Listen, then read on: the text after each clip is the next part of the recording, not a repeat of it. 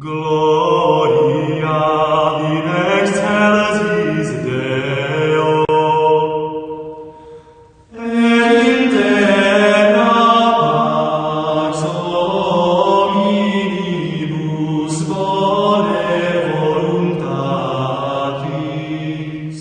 Benvenuti, con l'itinerario di Borghi d'Italia siamo tornati in Veneto e vi porteremo alla scoperta di Monastier di Treviso. Il comune si trova a 6 metri sul livello del mare e conta circa 4.300 abitanti ripartiti tra il borgo capoluogo e le altre frazioni del territorio. Le origini del paese sono antichissime, non aggiungo altro, a voi Monastier di Treviso!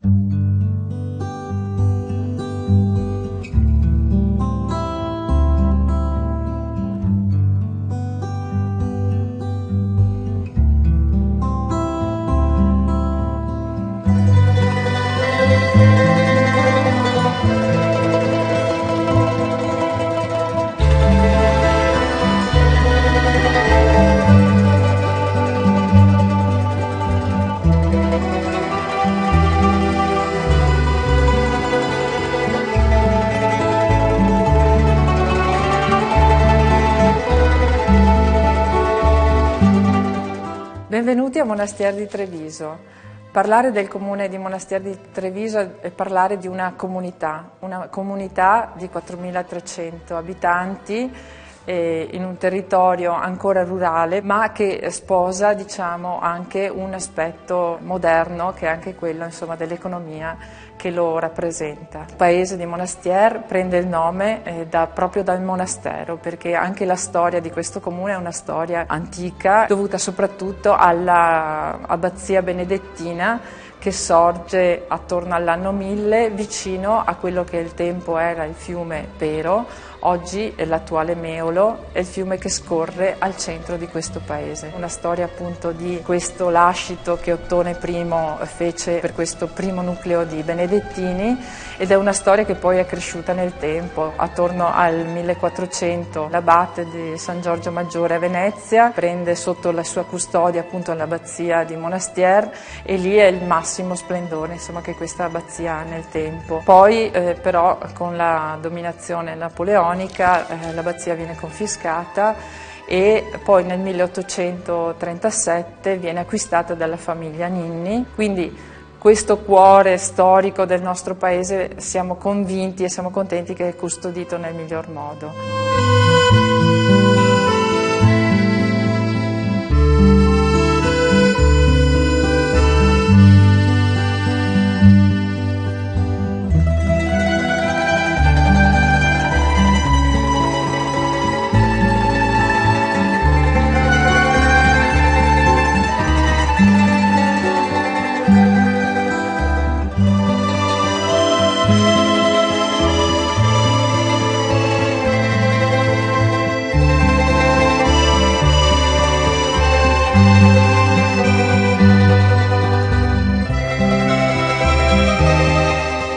Ospitiamo nel nostro territorio importantissime aziende, veramente cresciute in 20 anni, non soltanto nel valore economico ma anche nel legame che hanno con il territorio. Una di queste senz'altro è la Texa, un'azienda che ha come suo scopo la diagnostica per automobili, ma che sta facendo anche ricerca nell'ambito del motore elettrico, sposa anche un valore ambientale. E poi però all'interno di questa azienda, il simbolo anche un po' del legame col territorio, c'è allestito un vero borgo veneto.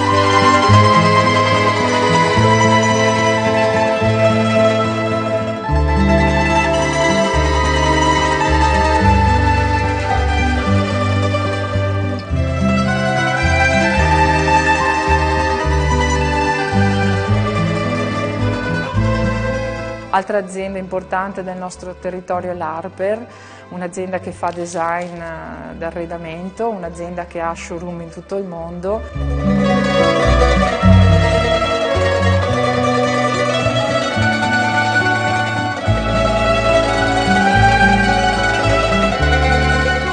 Poi continuando un po' contestualizzazione del nostro territorio, qui abbiamo una casa di cura molto importante, abbiamo anche una villa di soggiorno per anziani che ha una visione anche questa del territorio, in particolar modo proprio anche del nostro legame, no, col passato, quindi nonni e nipoti che vivono assieme, perché è una casa di riposo per anziani, ma all'interno ospita anche un asilo, una scuola d'infanzia, dove veramente ci sono attività che fanno assieme i nonni e i nipoti. Torna sempre questo motivo, no, del legame con le nostre radici, col nostro territorio.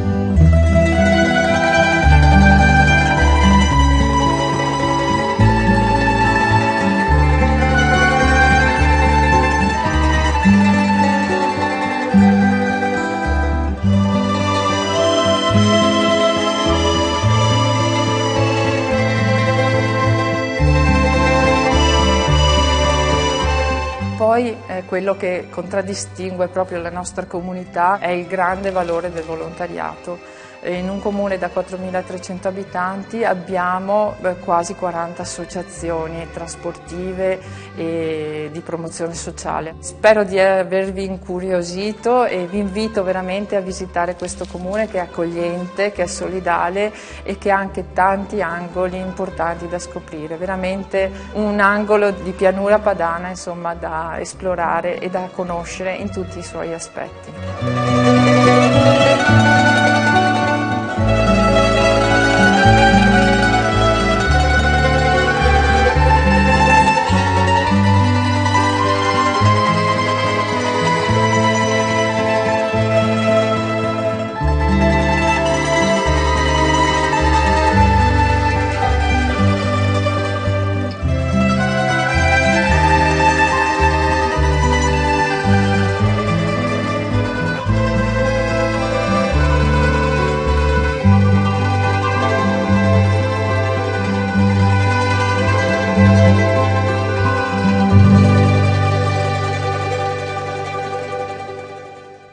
La tradizione religiosa di Monastier di Treviso è antichissima, adesso andiamo a conoscere l'abate dell'imponente chiesa abbaziale di Santa Maria Assunta.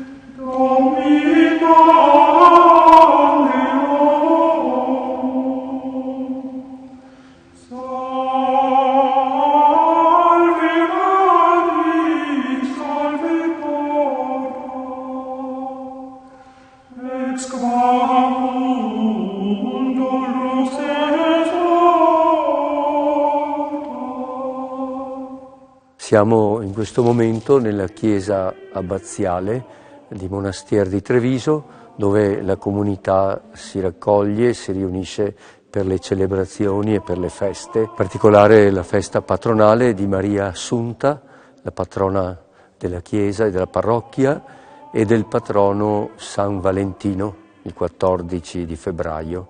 Abbiamo anche una immagine qui nella chiesa.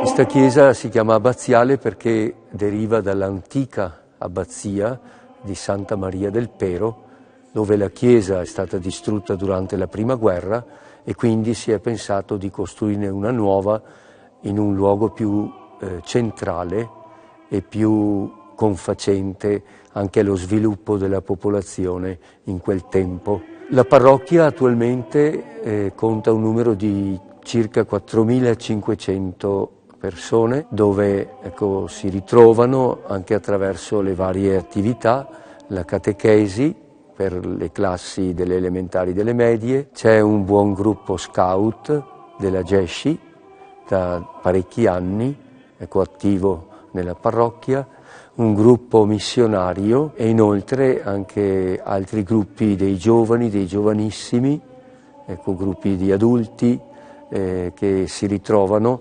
per anche approfondire la loro fede. O felice legeris cuius fiat viscera,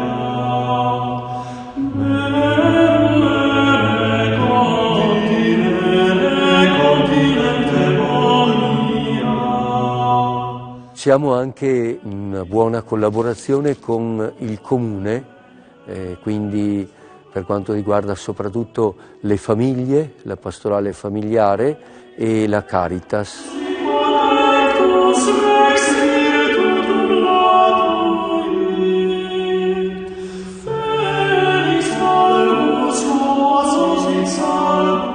Abbiamo anche il santuario della Madonna Nera di Pralongo, ecco, a 3 chilometri dalla chiesa abbaziale, dove si celebra una messa la domenica e anche durante la settimana il giovedì sera alle ore 20, e dove ogni primo giovedì del mese facciamo anche l'adorazione eucaristica. Un santuario molto conosciuto e anche frequentato soprattutto dalle parrocchie vicine e anche da persone che vengono da fuori, che chiedono, domandano. La festa si celebra l'8 di settembre, una buona partecipazione, la processione e le luminarie preparate dalla gente.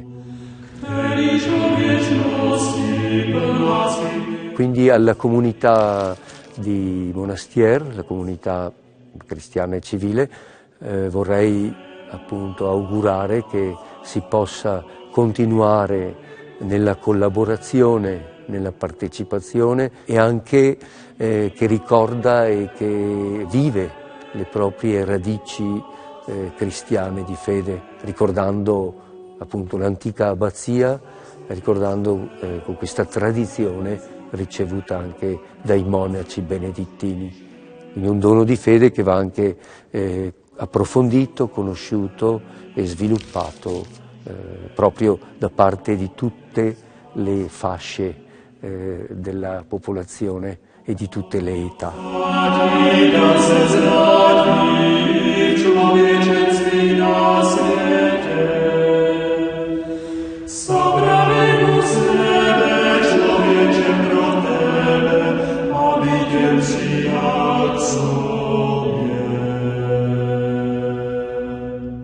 E in un ristorante storico del luogo andiamo a degustare le tipicità del territorio.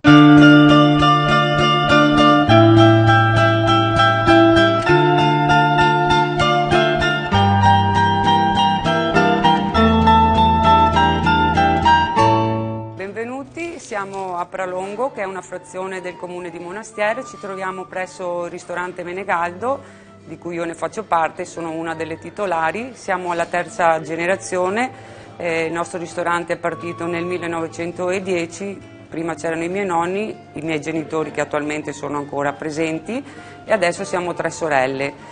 Volevo presentarvi dei piatti tipici della zona, cominciando da qualche antipasto, per esempio una fritturina di anguelle che viene servita con la polenta brustolita. Abbiamo rivisitato il saor, che tipicamente è fatto con le sarde, invece noi lo facciamo con delle sogliolette gentili, passando dalla pasta ai fagioli tipica proprio veneta, spaghetti con gli scampi nostrani. Lì a destra abbiamo la tipica anguilla in umido e qui abbiamo del pescato di Caorle, dal branzino, ci sono degli astici, delle capesante nostrane, le granseole, che così viene presentata quando è curata.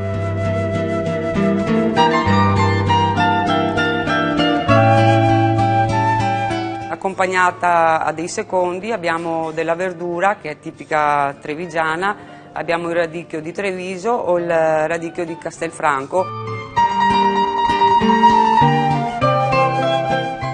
E qui per finire abbiamo la pinza, che è tipicamente del periodo dell'Epifania, che è ancora da cucinare. Assieme a questi piatti abbiamo dei rossi dell'azienda De Stefani e del vino delle terre di San Rocco e del prosecco tipico di Valdobbiadene.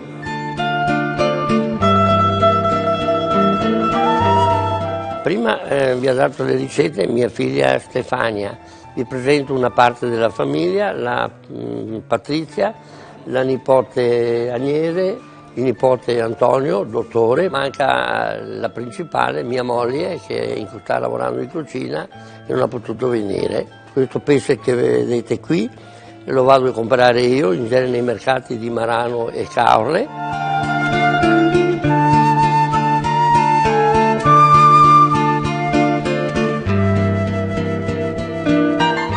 E poi cosa devo dirvi? Se venite a trovarci ci fate un piacere e noi siamo qui per servirvi.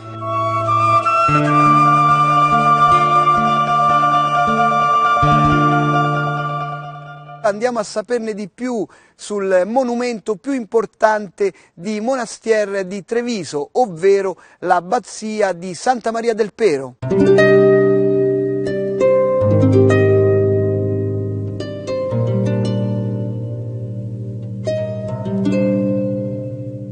Qui siamo nel cuore del paese di Monastier di Treviso, siamo nelle terre dell'abbazia della Santa Maria del Pero, oggi Fiume Meolo. Ed è proprio intorno al fiume Meolo che questo complesso abbaziale si è caratterizzato e ha le sue peculiarità. In effetti, come avrete visto dalle riprese dall'alto, la sua architettura e le sue peculiarità girano intorno alla sponda di questo fiume Meolo. Questo perché era molto importante il traffico fluviale, i commerci e tutto lo sviluppo che del territorio, a partire dalla bonifica che fecero i frati benedettini, si fece e che ha dato lo sviluppo e la prosperità a questo territorio e a questa comunità di Monastier. Infatti, oltre al porto pirense, questa è anche una posizione strategica perché l'abbazia di Santa Maria del Pero di Monastier si sviluppò nei pressi della via Claudia Augusta, che è la via che univa Venezia all'Europa centrale e a tutti i traffici mercantili e commerciali. Oggi di questo complesso abbaziale che cosa rimane? Rimane sicuramente una parte antica, quella del chiostro romanico che è visitabile, e del Brolo, il giardino murato. Rimane una parte successiva acquisita dalla famiglia Ninni, una famiglia di Salonicco di origine greco-ortodossa a partire dal 1837.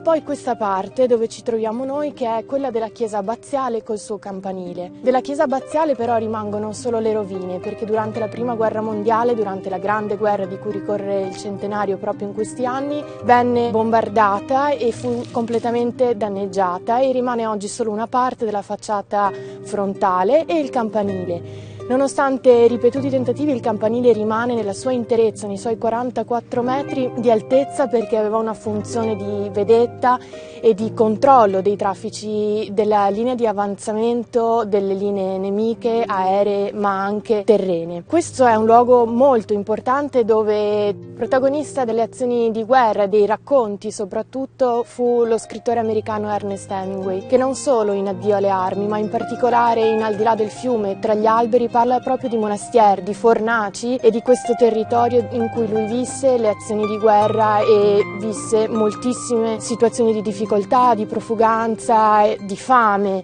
Fu ferito in questi territori e fu poi in seguito battezzato in quelle che erano le scuole medie Monastier di Treviso, che oggi sono sede del circolo, dell'house degli anziani e delle attività del forum della famiglia.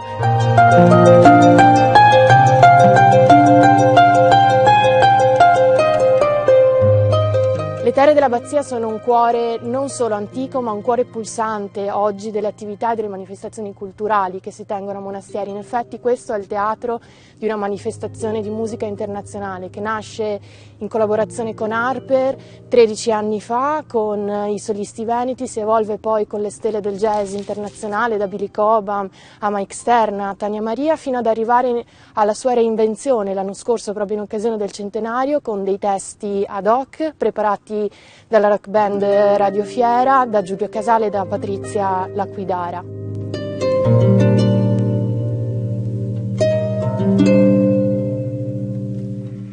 Da qui partono e si snodano moltissimi sentieri per i runners, i podisti e tutti coloro che hanno voglia e apprezzano il sentiero naturalistico per correre e per camminare, sia agonista, competitiva che non. E da qui si arriva quindi a uno spazio pubblico comunale che è quello del parco, che si estende circa su 50.000 metri quadrati, che include un percorso vita e moltissime altre manifestazioni, su tutte sicuramente la fiera vegetariana. Lungo questi percorsi in tutto il paese è possibile poi naturalmente apprezzare le numerose tappe, non solo di carattere religioso, turistico, ma soprattutto enogastronomico, perché Monastiere è piena di rinomate cantine e di prestigiose tappe enogastronomiche.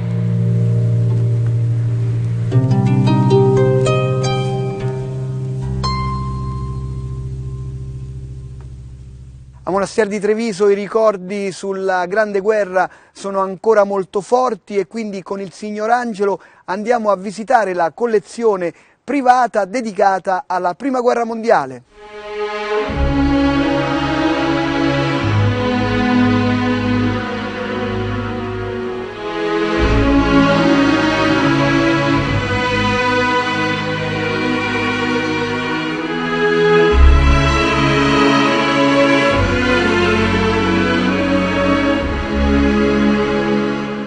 Io ho cominciato quando avevo 6-7 anni per andare per i campi, siccome che sono un agricoltore.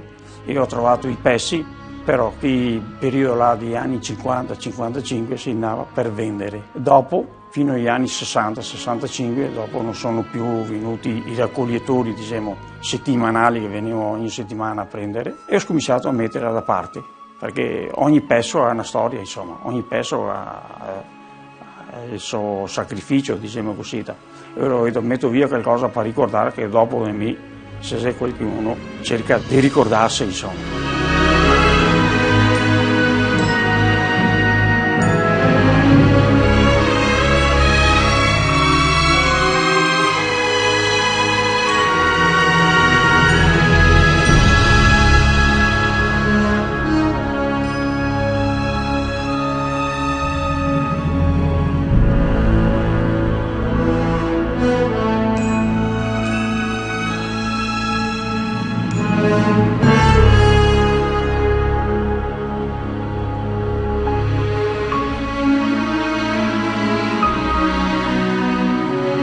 Speriamo che dopo passato l'euforia del 18 si ricorda anche per i prossimi anni la gente.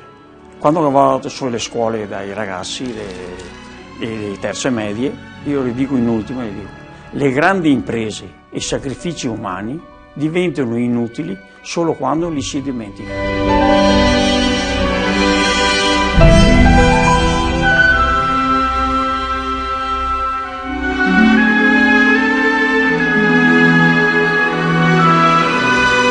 Qua possono venire qualsiasi persona, basta che mi danno un colpo di telefono e io accetto molto volentieri.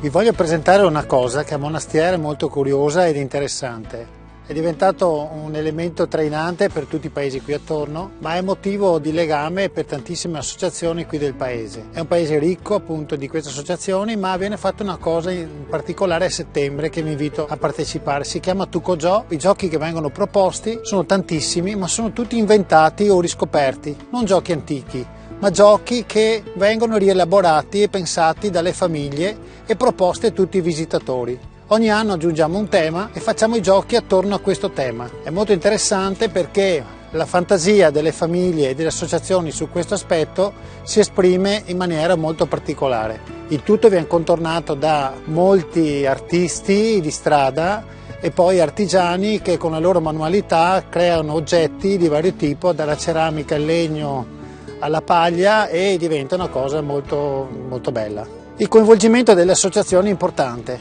perché è l'anima del paese e qui tutte quante quelli che si vogliono mettere in gioco viene dato uno spazio, perché appunto 2 chilometri di percorso non è poco.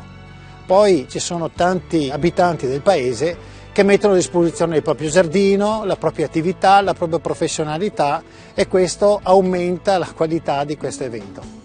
Se controllate il sito www.tuttocolgioco.it avrete le date precise. Ecco, invito a partecipare. Vengono persone da tutto il nord Italia a vedere questo evento perché è diventato veramente particolare. Abbiamo creato una sosta camper apposta anche per quelli che si muovono, e perciò per chi vuole ci vediamo a settembre.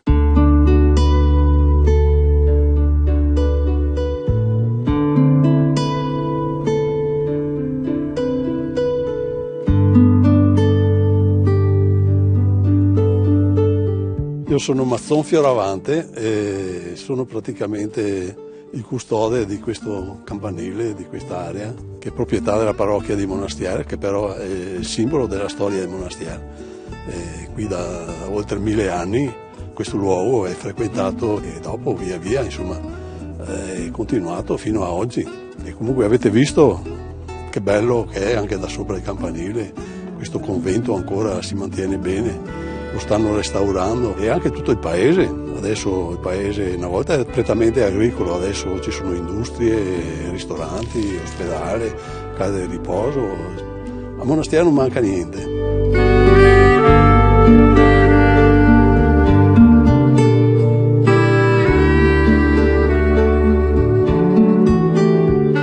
Venez a Monastiere che vi aspettiamo.